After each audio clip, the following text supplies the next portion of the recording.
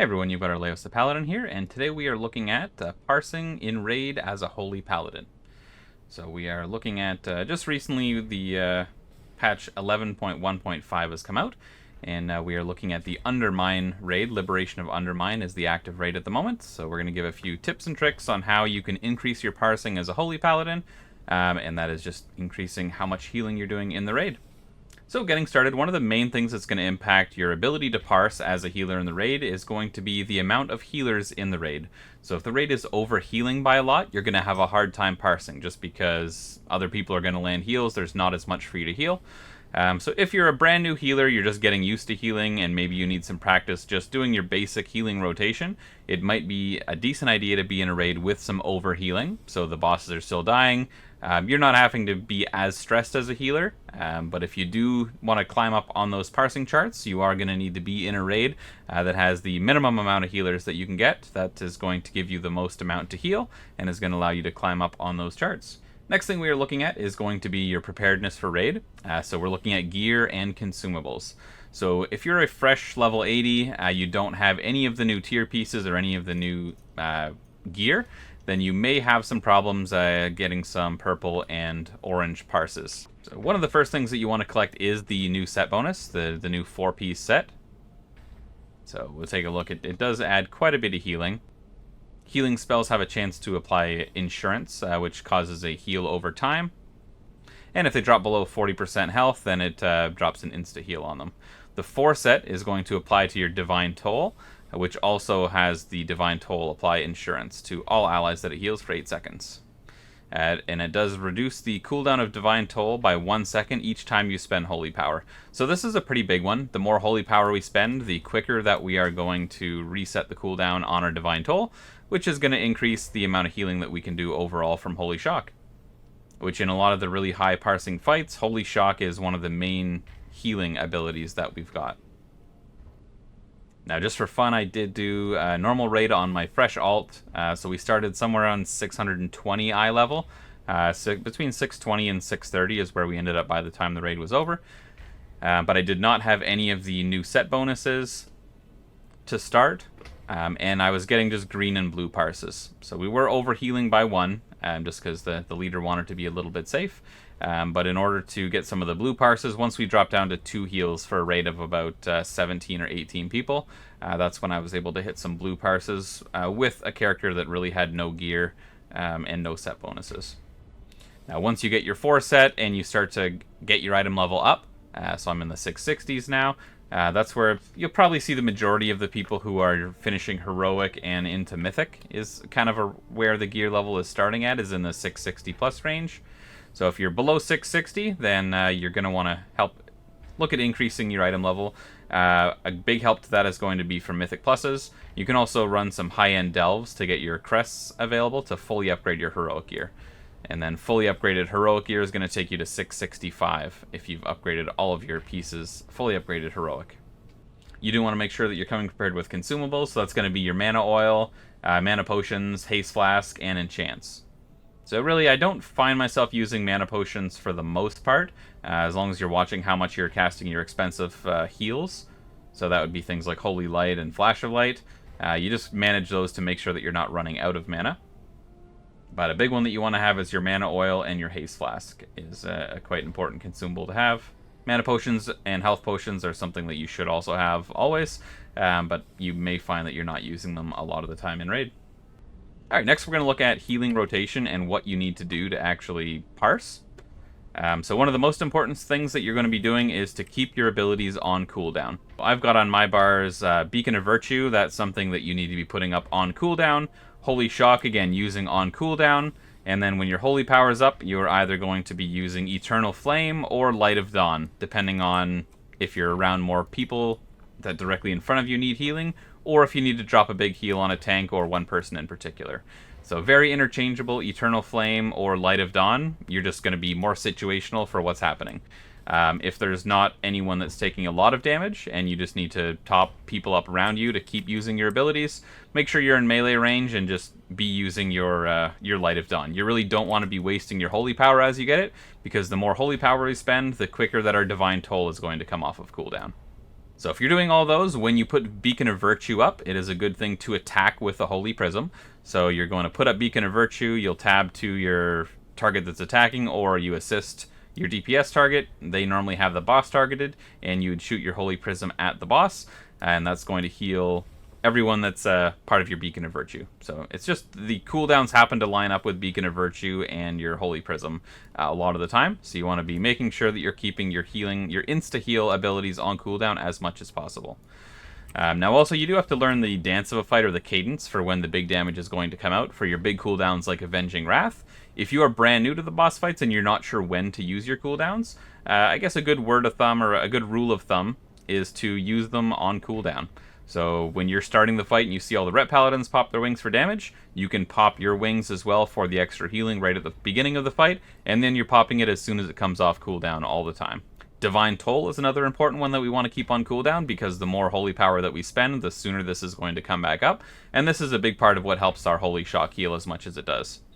So as your Divine Toll is is off of cooldown, make sure that you are casting it on your friendly players in order to keep those extra Holy Shocks coming up.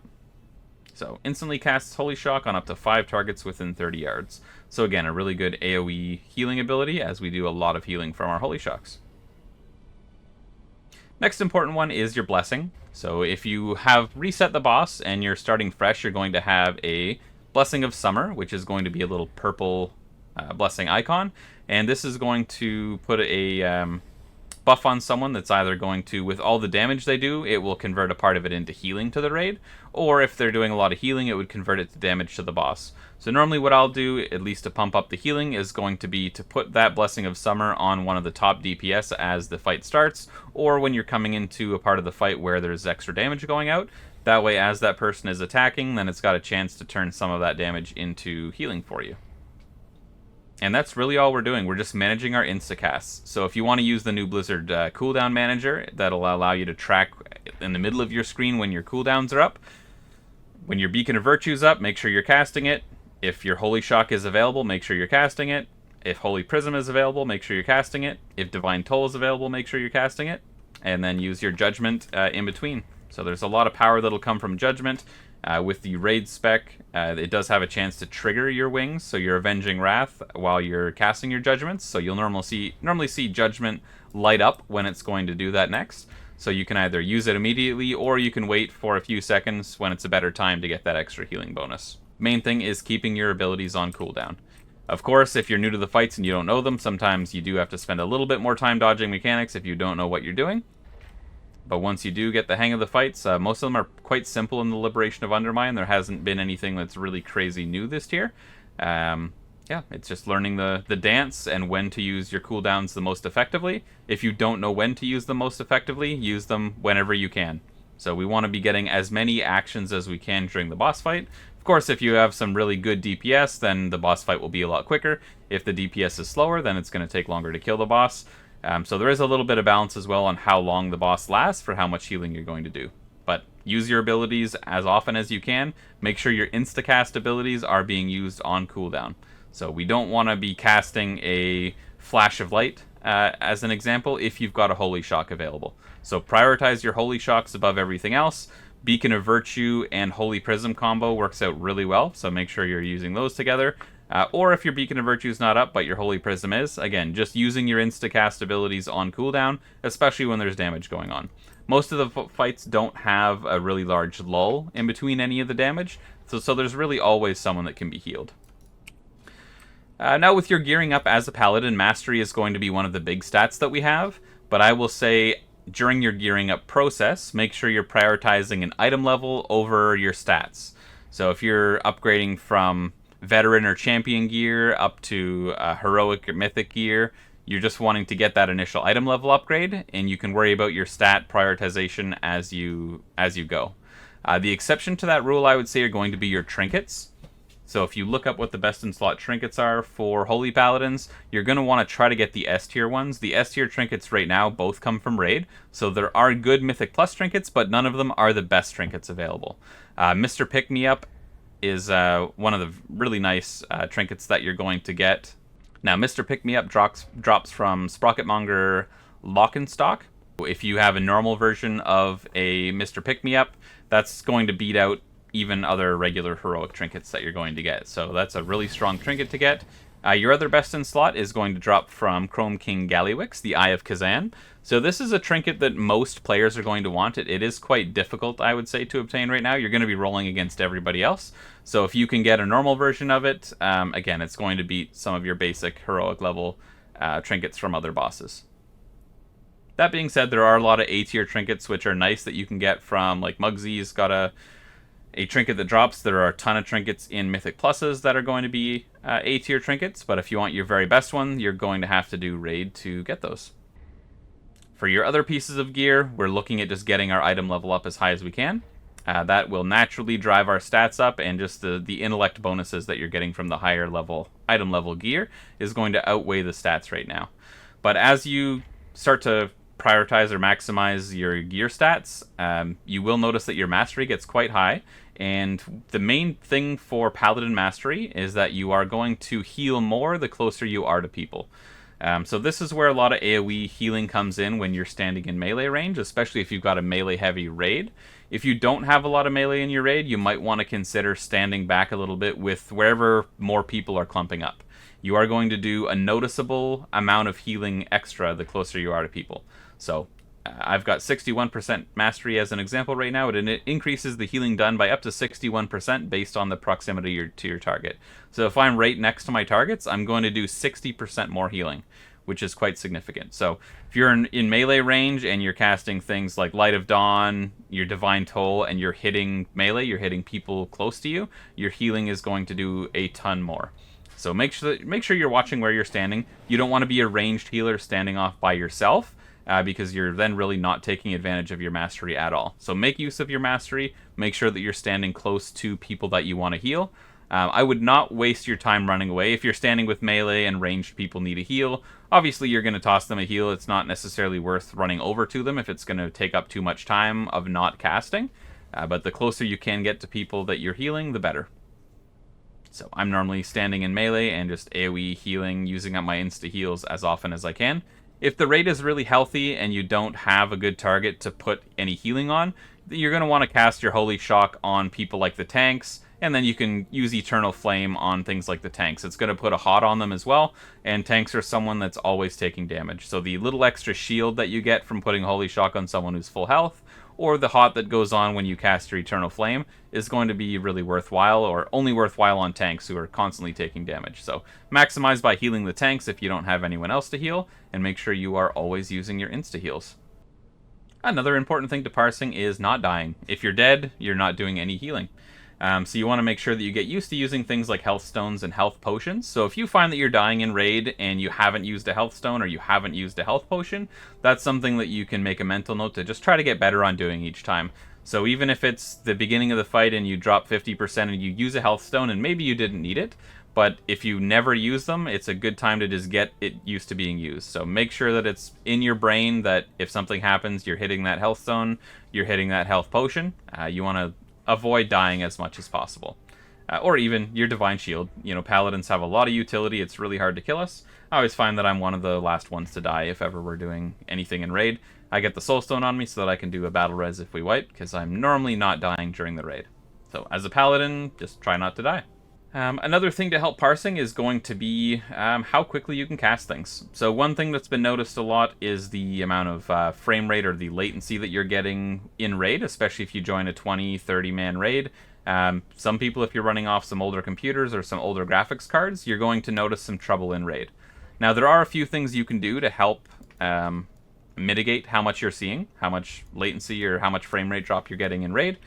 You can adjust your settings. So if you go into options, graphics, we are going to have your regular graphics, which, depending on what your settings are, you might have them at high, you might have them at low, and you do have a raid and battleground tab, which is going to allow you to set a different graphics setting when you join a raid or a battleground that has larger groups of people. So if you're struggling with frame rate, then you're going to want to drop your settings down to as low as you I guess, are comfortable with dropping them in order to not get that frame rate loss. Because if you're getting a frame rate loss and you're not able to cast heals or see who's taking the damage, or just dying because you can't dodge the abilities, then that's going to be a problem. So I know upgrading your computer and your graphics card is not an option for everyone, so if it's not an option for you, make sure you're going and checking your graphical settings to make sure they're not set too high in Raid, because that is one of the things that can get you. Also, add-ons, if you've got a lot of add-on memory usage going on, that is something that can cause some issues, some frame rate drop in Raid. So one thing that you want to do to start with as well is disabling some add-ons and seeing if that has any impact on the frame rates that you're seeing.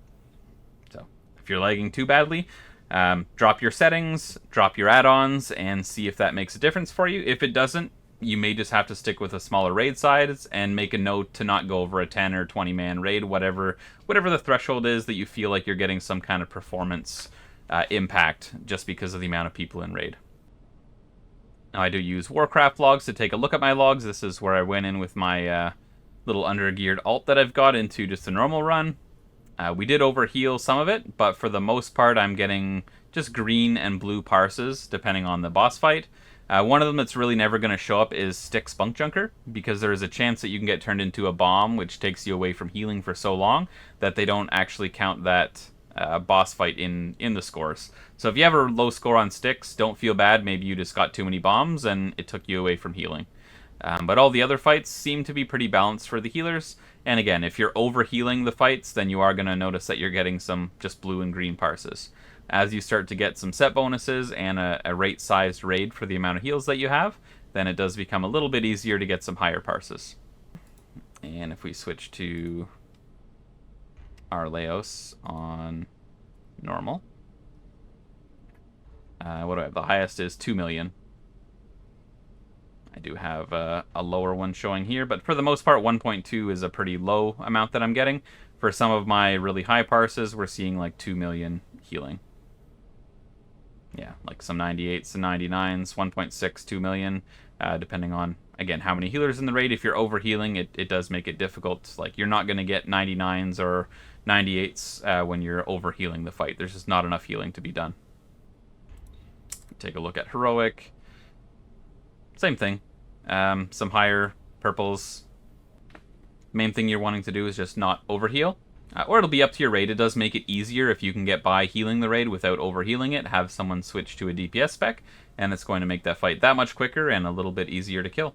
The quicker they kill the boss, the less healing you have to do, and the less chances there are that somebody can mess something up to wipe the raid. Alright, well that's all that I can think of right now. Those are your basics for getting started, getting into raid, making sure that you're using your rotation correctly, and hopefully you're getting some blues, purples, and maybe even some orange and pink parsing going on. If you do have any questions, feel free to leave them in the comments, and I will do my best to answer them. So thank you guys for watching. I appreciate it. We will see you next time.